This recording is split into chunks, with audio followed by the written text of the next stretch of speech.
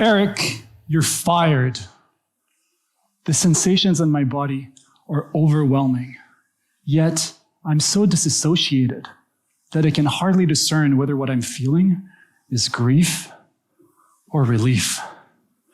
Until just moments ago, I was leading historic work at a federal government agency, reshaping the future of energy technology with the world's most brilliant scientists and engineers. It truly was a dream come true. I head out into the hallway to face an imposing security officer. He's waiting to escort me. We make our way to my private office.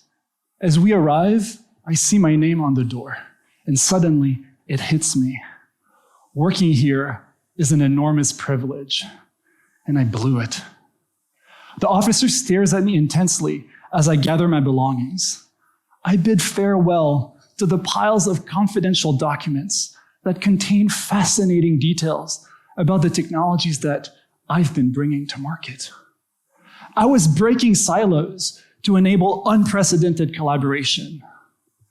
I was being radically hands-on with supporting the teams in my portfolio. I was getting technologies funded that became huge successes. It's just that I'm being too disruptive. I went on a crusade against a colleague who I was at odds with. In a moment of passion, I tell my friend, I'm going to destroy her. I disobeyed my boss. Erik, you're off this project, he tells me in a private meeting at his office. When I get back to my desk, I immediately email the project team. Okay, what's the next step? The Trump administration issued a gag order on our agency. They demanded no more press. In a lunch meeting with a journalist, I show him one of our projects and I tell him, look, this would make a great article. I'm told that my heart is in the right place, but I'm pushing too hard. This is such a familiar feeling. How am I here again? I'm 12 years old in the principal's office. Erik, you can't come to this school anymore. You're causing too much trouble. My mom takes me by the hand, and we walk out of the school. We get into the car. Kicked out of school again? This is the 7th elementary school in 6 years, Erik. Sure, I've been arguing with the teachers, getting into fights with the bullies, orchestrating clever pranks.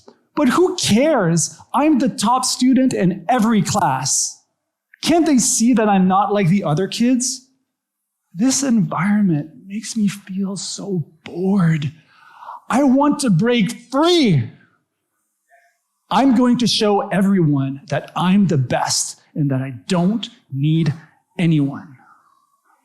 I get kicked out of my friend's house because their parents think I'm being too vulgar. I get kicked out of summer camp because the Boy Scouts think I'm being too disruptive. I get kicked out of karate because the teachers think I'm being too aggressive. None of that matters. I've always been a misfit, and I like it. Wait, can you hear that voice? I think it's my future self. He's telling me that I'm okay and that I don't need to fight. No way. I'm going to break through every obstacle with raw power. I am unstoppable. I'm dying! Oh! We're deep in the jungles of Colombia, and this is not going well. After getting fired, I felt so much pain that I became determined to make a radical change. Ayahuasca came calling. Now, my psyche is flooded with dark memories, and there's no escape. My chest breaks open. Spirits are performing open heart surgery. Ah! They're pulling out shrapnel, and it's excruciating. All around us, indigenous shamans are chanting prayers and playing harmonicas. Oosh! All the people I've hurt. my derailed career, my failing marriage. What is this part of me that feels so despicable? If anyone is watching over me, I beg you, please help me now. Look at this man. I actually feel some compassion for him. He's been fighting his whole life to be the best, just so he could be seen, be understood, be loved. He needs to learn the power of kindness and compassion. I want to give him another chance. Shall we?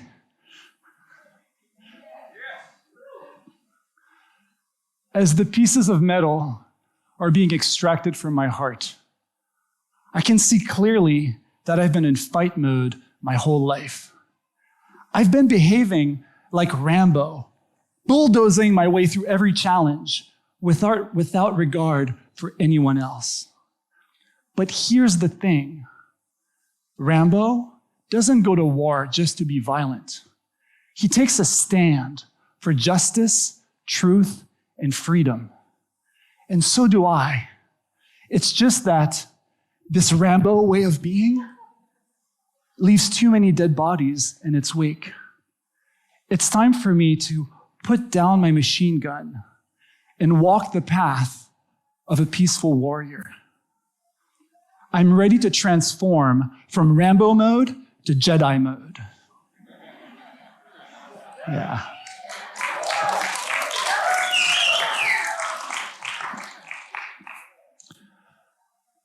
I'm in a high-stakes policy meeting with billions of dollars on the line for renewable energy. I've assembled a coalition of companies to advocate for electricity market reforms that could have historic repercussions. This is a big career moment for me. I've been working on these issues since I was studying economics at Harvard. And I'm feeling really nervous right now. This meeting is not going well. The lawyers and the engineers are fighting. They're trying to win an argument. They're digging in to their individual points of view. As my former self, I would easily be right in there with them. Another Rambo on the battlefield. Thankfully, over recent years, I've embarked on a journey of mastery. I've meditated deep within myself. I've traveled to faraway lands that have broadened my horizons. I've learned to live from an open heart. These experiences have reshaped my way of being towards compassion, humility, and presence. What do I mean by way of being? Let me get weird with you for a moment. My worldview is rooted in practical mysticism. Imagine what you would learn from reading old esoteric books written by savants that no one's ever heard of. Well, that happens to be one of my favorite pastimes.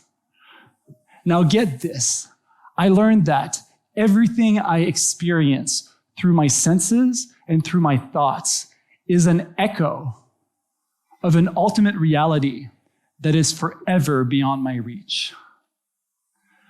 Rather than chasing after illusions, my best choice is to receive these reflections as feedback or data.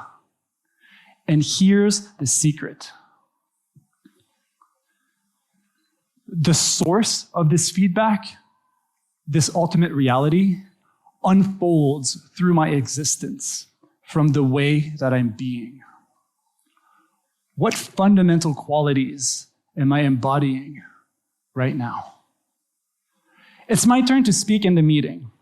I ask myself, how would a Jedi be in this situation?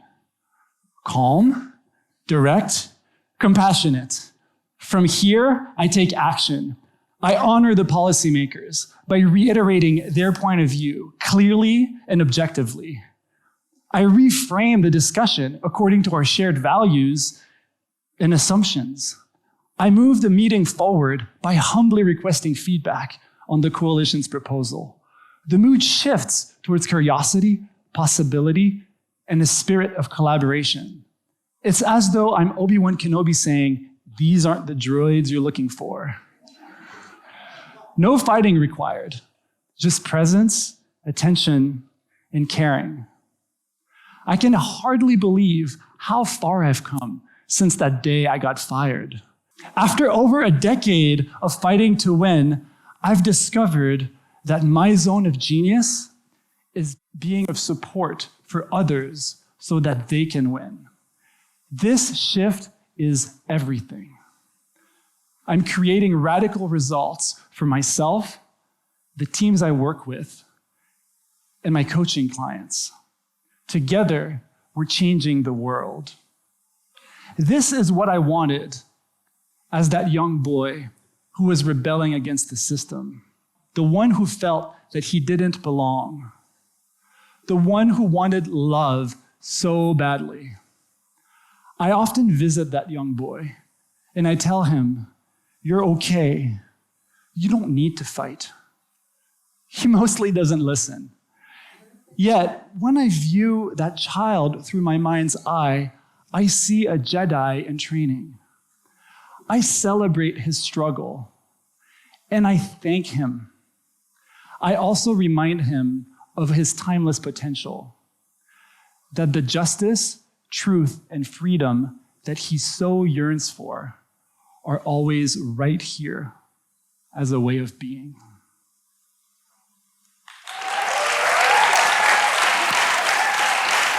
Thank you.